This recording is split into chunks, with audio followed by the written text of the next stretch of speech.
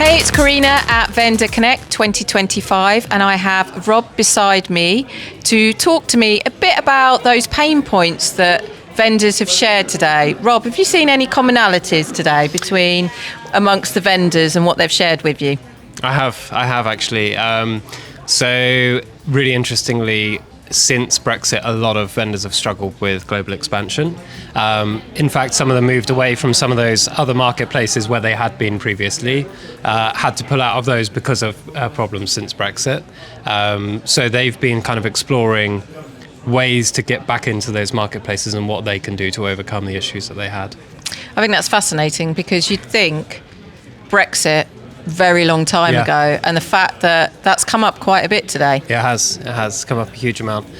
We actually ran a whole round table on it, and 2 round tables actually on the same topic, and it was unanimous across the board with all of the brands that they have sort of pulled away from it, and then they're looking to sort of expand a bit more now and kind of get back into those choppy waters, if you like, and find out how it is they're going to be doing that. So a lot of them are then setting up offices, perhaps warehouses or strategic partnerships with 3P distributors so that they can relaunch their products in those marketplaces. Interesting. And that's great. It's great that the solutions are being shared across the room as well.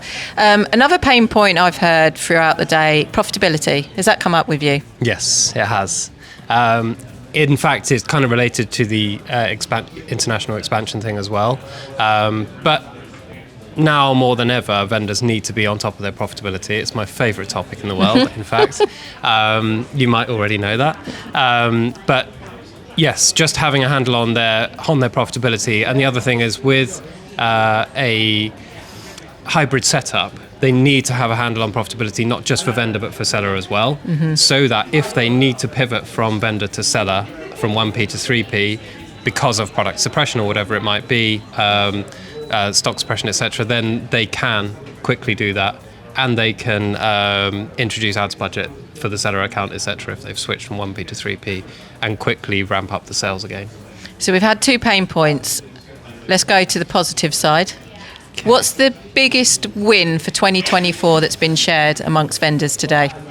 I think a lot of people have been successful in growing their accounts.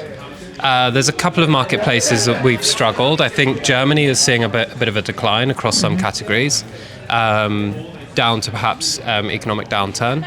And so that has been an interesting one, and that has been sort of across a few different categories. But overall, accounts are growing, and people are seeing a really positive increase.